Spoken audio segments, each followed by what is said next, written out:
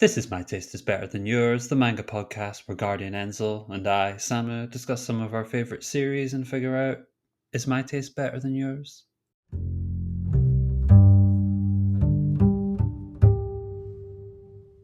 Hello again, everybody. It's Guardian Enzo, and this is My Taste is Better Than Yours.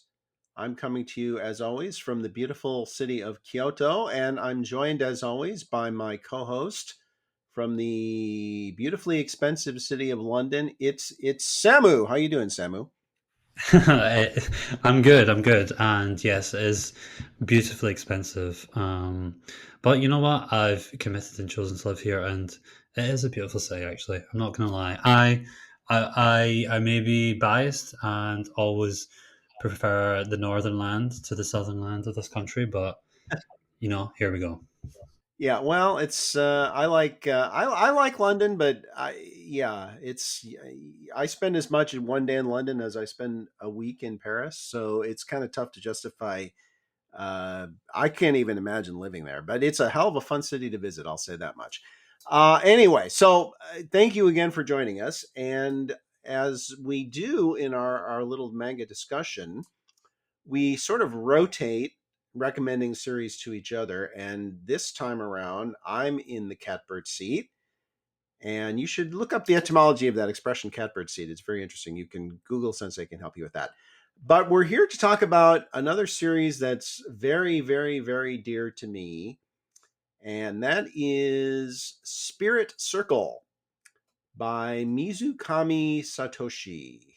Mizukami, the water god, as I call him, who is one of my favorite mangaka for many, many, many reasons. But even among Mizukami's works, Spirit Circle is, I would say, my favorite Mizukami series. I think I go into more details on why I love this series as much as I do.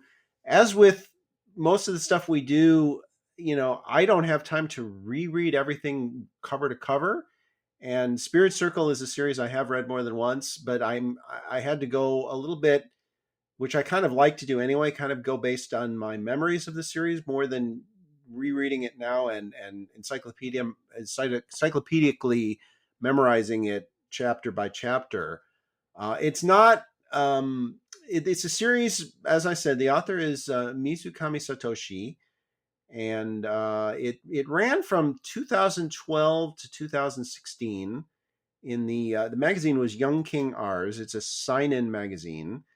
All of Mizukami's major series have been sign-in, but I think most of his fans would agree that Spirit Circle is the most sign-in-y of all his sign-in series. Especially Biscuit Hammer has a significant shonen feel to it.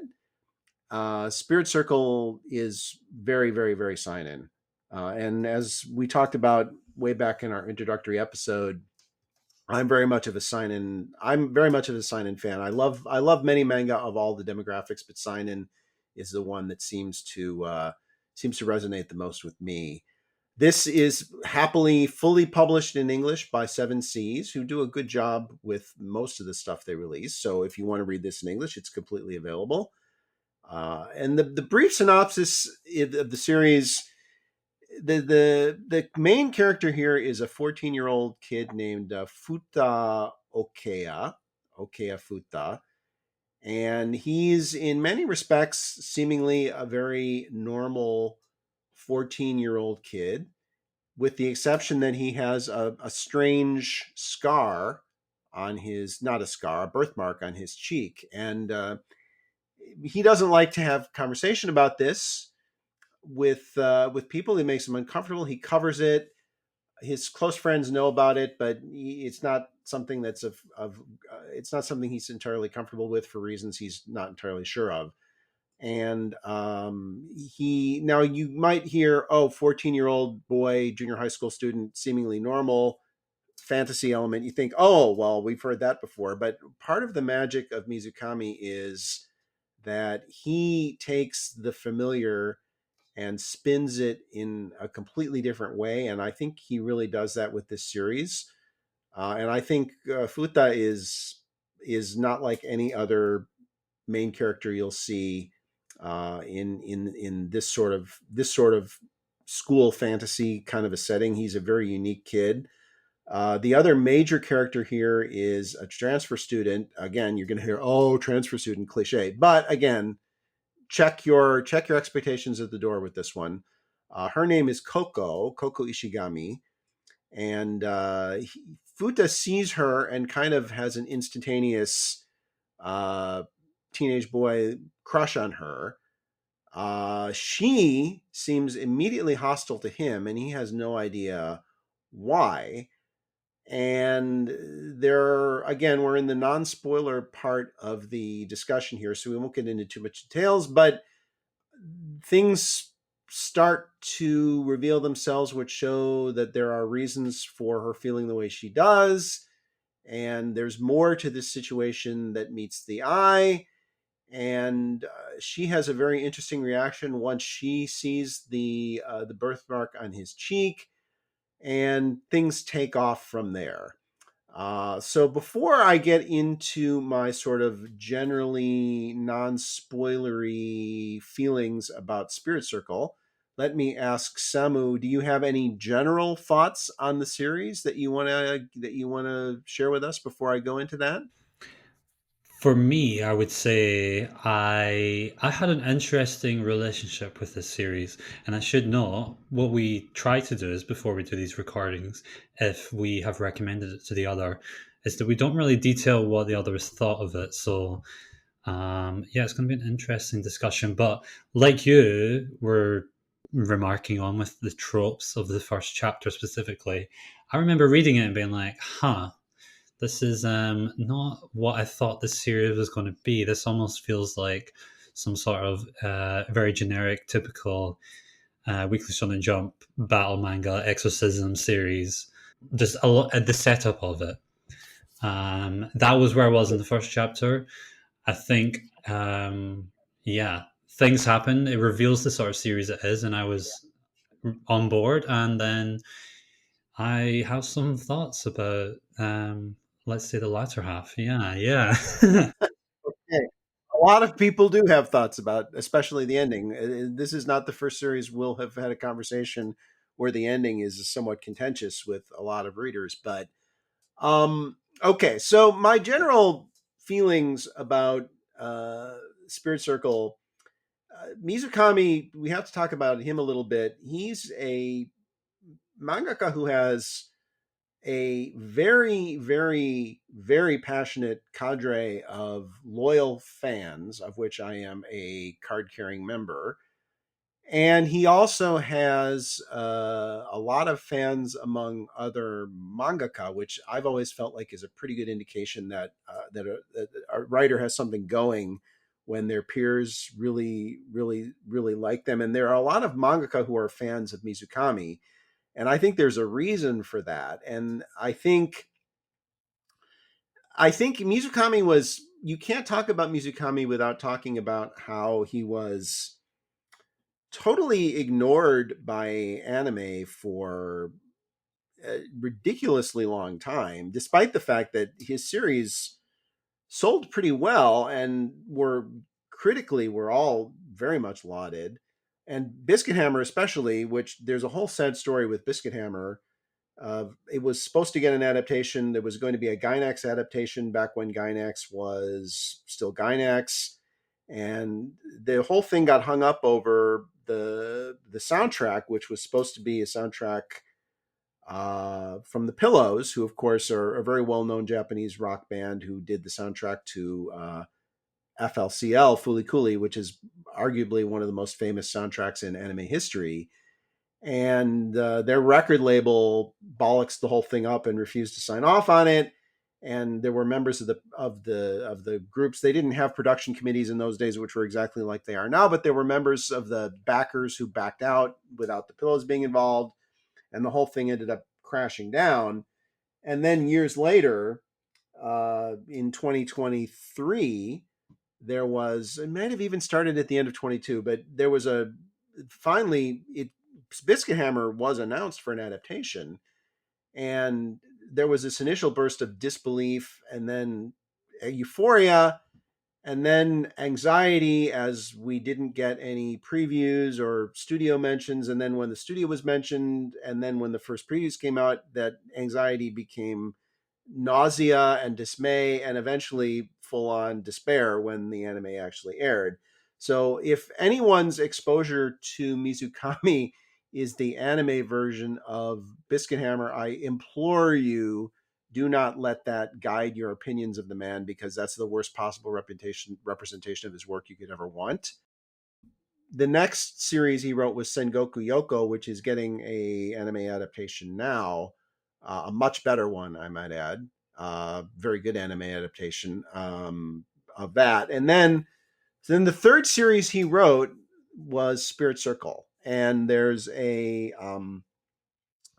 the mythology, the framework of Mizukami, the the rules of his universe. There is some carryover among all of his series, including Spirit Circle and including Planet With, actually, which was a direct anime series he wrote, which is actually his first anime exposure, which I'll mention that series again for another reason in a little bit. So there's actually our charts on here you can find that show how all of his series are interrelated. But in a certain sense, Spirit Circle is kind of a sequel to Biscuit Hammer in a very, very indirect way.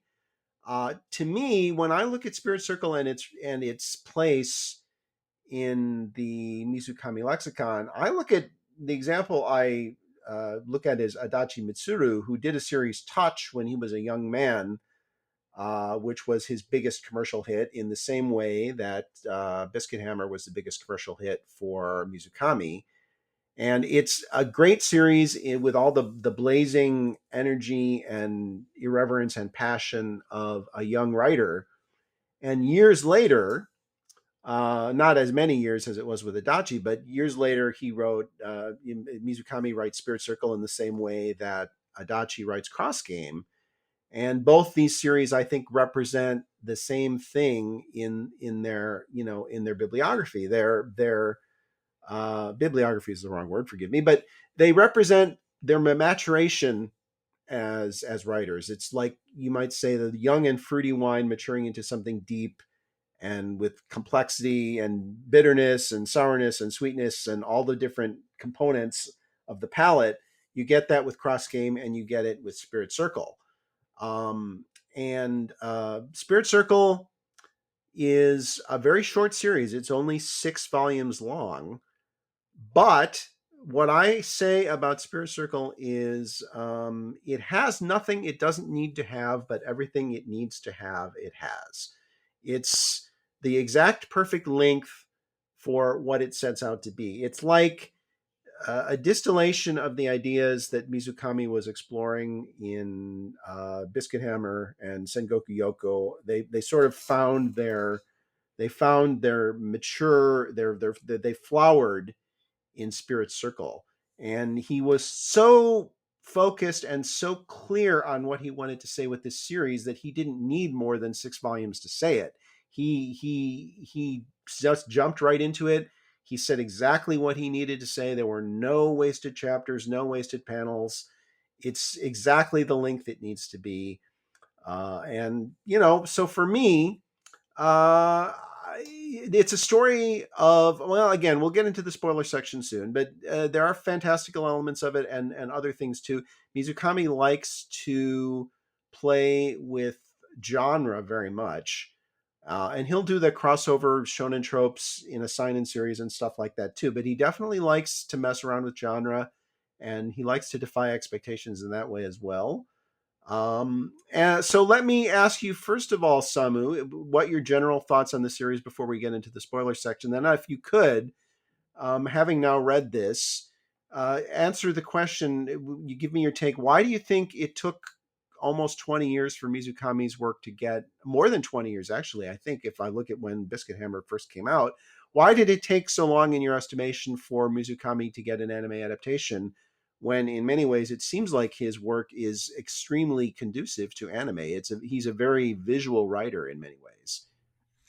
For your question on why it's taking so long to get anime, it's a hard one to answer. It's kind of like how do you answer something that maybe doesn't really make sense inherently? I know that from when I started reading manga, Biscuit Hammer was the series that people raved about online. That was similar to how I mentioned when I first read YKK, your favorite manga of all time. This Biscuit Hammer is another series that people would often throw out there. This is going back to like the late noughties, early like 2010s. That was one, and for me, that was my introduction to Mizukami as an author. I know that he did the story and the character designs for I forget the name of it, the mecha anime that came out a few years ago. Is that right? Yeah, Planet With. I just mentioned it. Anime, Planet With. yes, That's yes. the one I So mentioned briefly a few minutes. So yeah, I know he had that, and then I feel like since then it's kind of there's been a ball rolling, and maybe there's going to be one after another. Maybe Spirit Circle will now happen if you're getting one of his even older series. Now having ongoing anime at the moment, then I don't know if it's I think it could be quite possible. It might happen, especially since it does seem like looking at like aggregator scores on sites that even though Biscuit Hammer to me feels like the most quote unquote popular, Spirit Circle seems to be the most acclaimed in terms of I agree with that. I've been both counts. Yeah. yeah. I will say, and this is when the title of our podcast series is really going to put to the test of is my taste better than yours. I'm really going to have to be bad cop on this for this week. And yeah, as I said, I have read Biscuit Hammer. I read it, I don't know, over a decade ago, and I didn't care for it. And I was, I kind of left it at that. I thought I wasn't seeking out any of his other series. I read this. I know that you love it and that you recommended it. And yeah, without getting into spoilers, I thought, like I mentioned, I was not sure at first. Then I kind of was on board, and then I was frankly completely not on board at all. And Okay. to walking away from the series, I don't know if I'm in any rush to read Mizukami works. I don't. I think this is just me. I just don't know if he tells the types of stories that I'm super interested in. For Spirit Circle specifically, I had some issues with how it played out. I mean, you mentioned the length. Personally, I feel like this almost. I mean, this is coming from someone who didn't enjoy it in the version it is now. I almost feel like if this series was 20 volumes long and the sections of the stories which we're going to discuss were fleshed out three times, four times more in each iteration, that I could have latched onto something more and felt something more. Whereas I felt to me, it was kind of just like there was a lot of ideas, there was a lot of things crammed in here in a short volume run that feels intentional, but to me feels still not enough personally. That's very interesting.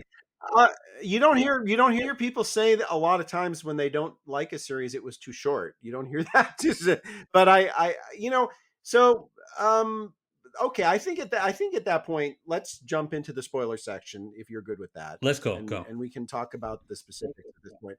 So basically, the theme of Spirit Circle is reincarnation. It's a reincarnation story, as many readers will know in Buddhism, which is largely the dominant religion in Japan, although Japan is one of the least quote unquote religious countries in the world. But between Shinto is less of a religion and more of a folkloric belief system, whereas Buddhism, there's a Japanese saying that Japanese people are born Shinto, married Christian, and die Buddhist. And when you deconstruct that, it kind of makes sense. So, but I don't necessarily think Mizukami is making any kind of a statement here that that he believes in reincarnation in a literal sense. I think he's using it in the metaphorical sense. But what happens is, and this is maybe where Samu, is going to take the incorrect position that it doesn't work. Haha. Is there are what we do is we cycle through a lot of these characters' past lives in relatively short order. Again, the entire manga is only 6 volumes, so um, you have one element that he explores here is that we're sort of karmically linked with other people. So the people who Fuuta, the 14-year-old in 2010's Japan, the people he sees, his friends, his parents, and Kouko as well. These are all people who are linked with him.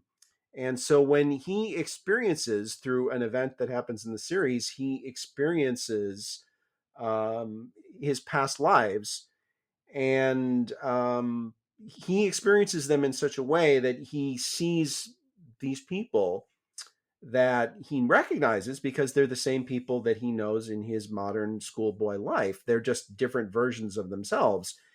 And so one of the things that we see in the series is that it's not as if these two kids are special because they go through the reincarnation cycle. What's unique about them, and there are reasons for this. We won't go into the full details of them, but they remember it. So that's what makes them exceptional, is the memory of it. And the long and short of it is that Coco has a I would say a deep loathing for Futa at the beginning of the series because of things that have happened in their other lives. And so the story, it does happen quickly. We spend 1 or 2 chapters in these various settings, and then we move on to the next one. Maybe for Samu, it would have worked better, as he said, if each one was a volume, say, and that he took when he was in ancient Egypt or the equivalent, that he did a whole volume on that, and really got to explore that cast of characters. The reason I would argue that he doesn't need to do that is because all of these episodes are really pages in the same book. They're all elements of the lives of the major characters because they're the same soul. One of the interesting questions is how different these individuals are in these different timelines. Are they really the same person? Or are they not the same person? And that gets pretty deep into the philosophical reads there. But that is a question that I think he raises. And one other interesting element of this, and I'll get Samu's kind of his hater take on this in a second, but there's also some science fiction elements in the series, which clearly seem to come from what we would see as the future. So some people who have read the series have complained about, well, how is it that he has past lives that are in the future? And I think not to get too Doctor Who about it, but I think that Mizukami's approach to this is that time is a non-linear thing, and so it's there's you can go backwards, you can go forwards, but it's all linked, and that's a kind of a critical story element, actually. So, did you have an issue with him having both past and future in the Spirit Circle cycle, or were you okay with that part of it? Well, okay, I'll start from the beginning then. For me, the first three iterations of all these characters that we saw, as we went through each one, so we saw, I believe, Phone, Van, and then Floors. So these ones that felt very grounded in historical, very specific time and location, like Mesopotamia. One that feels like more like almost like medieval fantasy, but like I don't know if it was ever specified. It seemed like it was Europe, where Van was, and then Floors, which was a mixture of ancient Egypt and then Greece. Those with each one of those, I was becoming more and more invested in the series, and I actually really liked all of them. Those were unfortunately the three that got the least amount, apart from one at the very end. Those are the three which didn't get a lot of screen time. compared to the science fiction ones that came after. For me, where it fell apart, it was the Sleeping Tower. It was Lafelle, that storyline. I think I don't have so much of a problem of the idea of how can it be sci-fi if it was his previous iteration of life, because there is, I believe, an explanation or a hint that maybe it's not necessarily a case of one life. It's different timelines, different realities and worlds. It's not a linear going through periods of history in that sense. So when I got that explanation, I was like, okay, fine. I get what Mizukami is going for here. I just think that the sci-fi elements were exploring too much in too little time, while also being me as someone who wasn't enjoying what was happening. We were already spending too much time there, if that makes any sense. So the story, I was longing for the stories that kind of came and went that I was enjoying, and then after that point, that shift, when the series itself kind of just it starts reaching towards the end game. You have that one with everyone is kind of gender bent, and I feel like it was only one chapter. That one was pretty inconsequential in the end and just a little bit silly, even though I get what it was going for with the aliens. The tower specifically, I didn't think I bought it as a concept. I don't think I connected with the characters in that dynamic that the previous iteration of him and Kouko had in that timeline. I thought that was the one with the weakest characters. So when that came along, that was when I was kind of emotionally checked out. And from then, I was just kind of, yeah, that was my feeling until the end. Well, if I'm going to summarize this actually in a funny sort of way, it sounds to me like the things that most people who love the series love about it are the things that you least liked about it.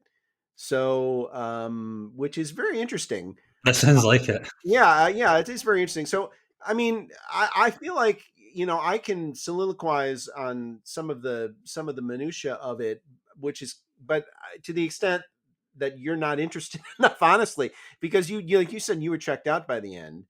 I do think, though, just to kind of get into what I think he's going for here. I think there's a couple of major themes here. I do think, I think in Japanese we have this idea. They have this idea of unmei, or this fate, and I do think one of the things that Mizukami is talking about here in Spirit Circle is this idea of how much of our existence is fate and how much of it is free will. And I also think, on another level, the metaphorical sense, he's looking at all of the burdens that are placed on young people. And let's not forget that, that Fuuta and Kouko are 14 years old, and, they're children just really at the beginning of their adolescence and their growth. And, but kids that age, they have a lot of things that are heaped on them that they have no control over. Expectations, rules. Sometimes it can be something more subliminal and more sinister, like prejudices that their parents have passed on to them that they're not aware of. And I think, in that sense, I think the reincarnation element is metaphorically, I think that's part of it. And I think it's life is unfair, and it's especially unfair on the young. Sometimes they have to deal with a lot of things that are not of their own making.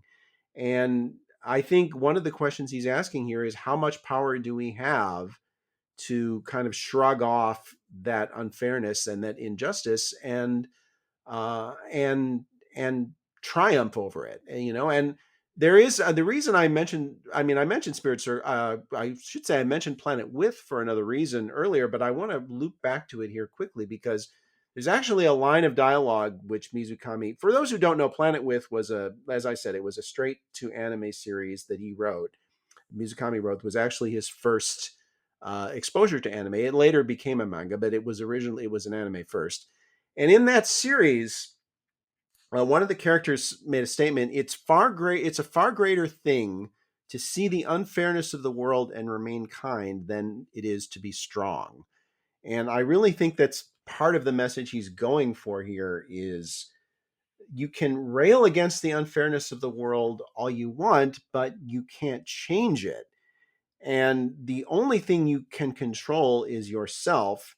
You can't control whether the world is fair or not. What you can control is how you treat other people. And I think that's a lesson that these young people in the story have to learn over the course of the series. And I think very powerfully, that's for me. So I here's what I'm gonna do. Actually, I'm gonna spin this in a slightly different way here. I'm gonna ask you a question and just completely, take a free pass at this. It's a free swing. Take it anywhere you like it. As you said, Spirit Circle is certainly the most acclaimed of Mizukami's works on aggregator sites in terms of critics, all that kind of stuff. It's his most highly rated series. Um, for example, on Baka Updates, which is one of the largest manga databases, it gets an 8.8 average score, which is ridiculously high. I mean, that's like super high.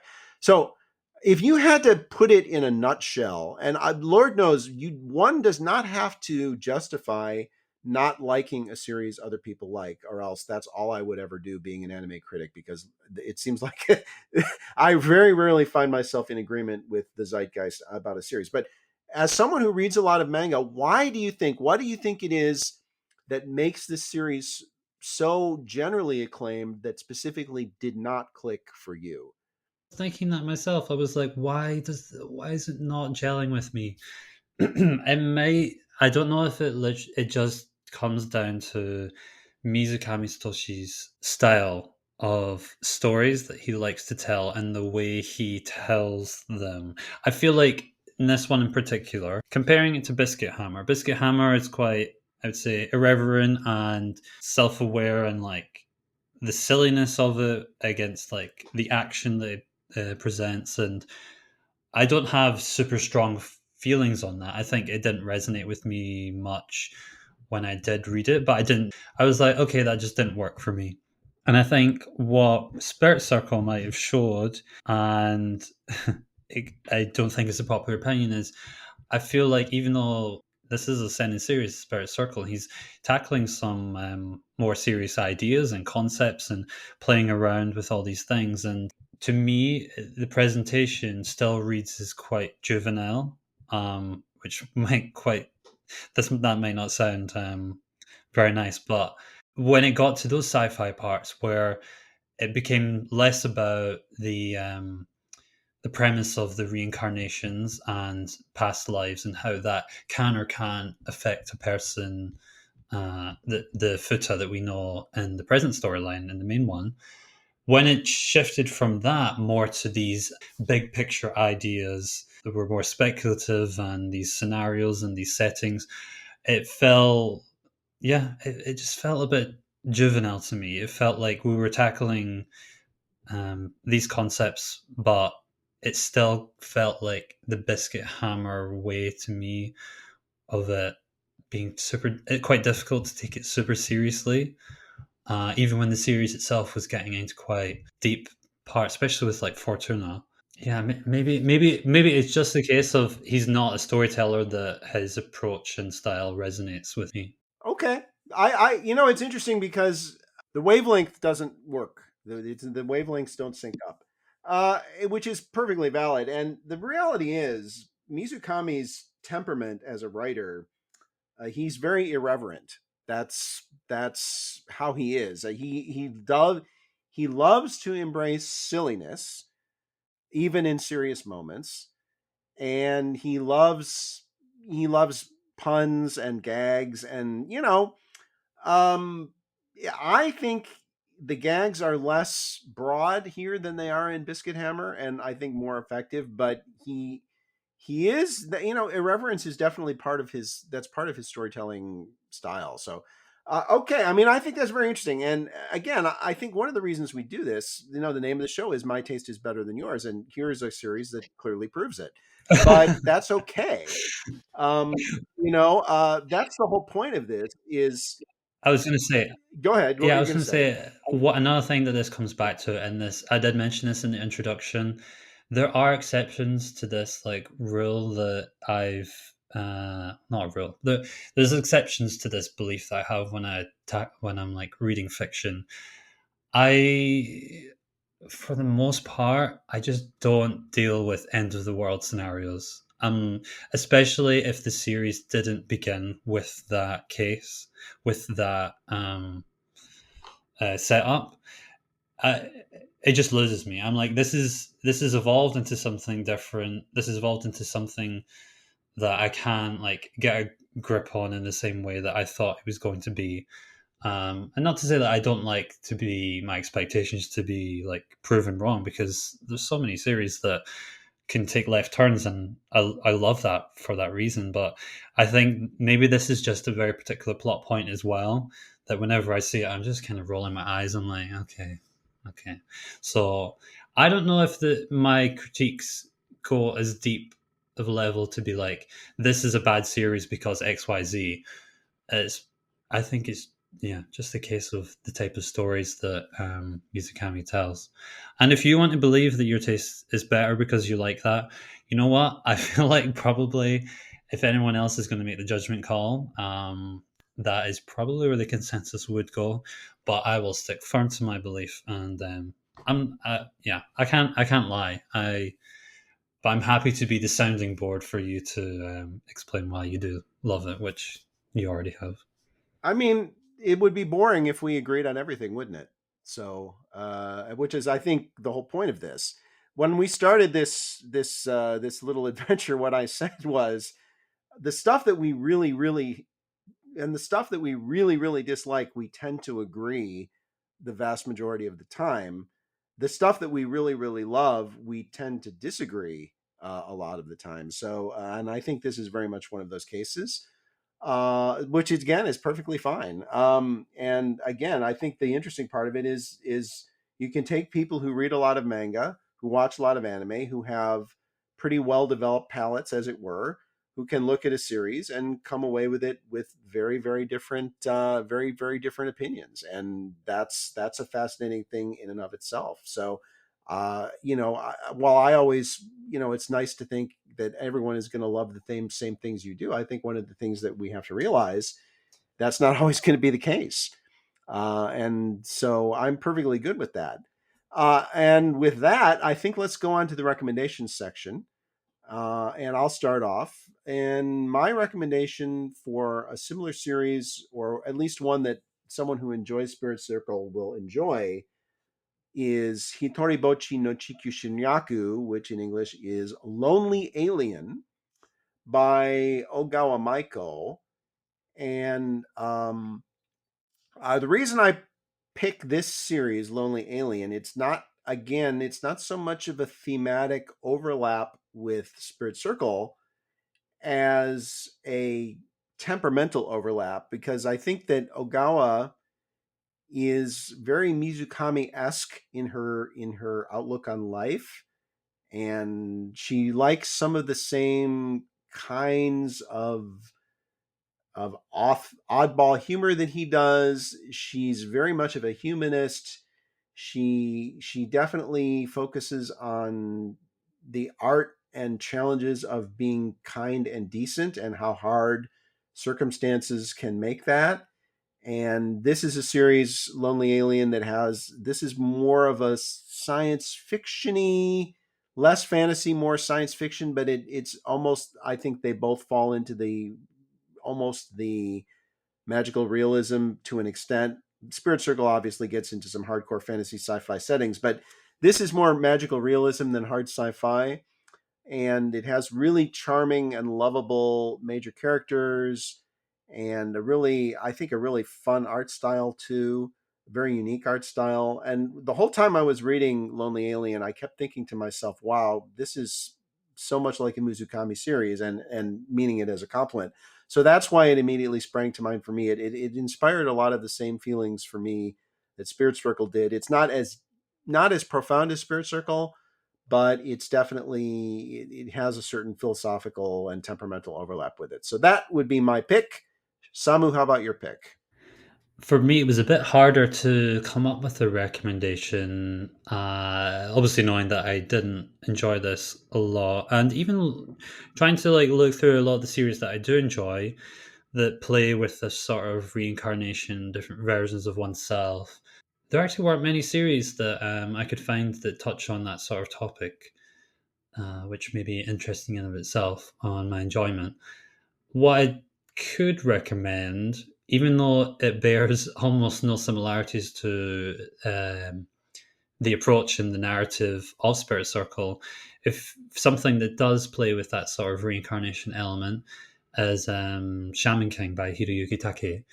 That is one that is a very popular Weekly Shonen Jump battle manga from the 2000s. Yeah, it's very different from Spirit Circle.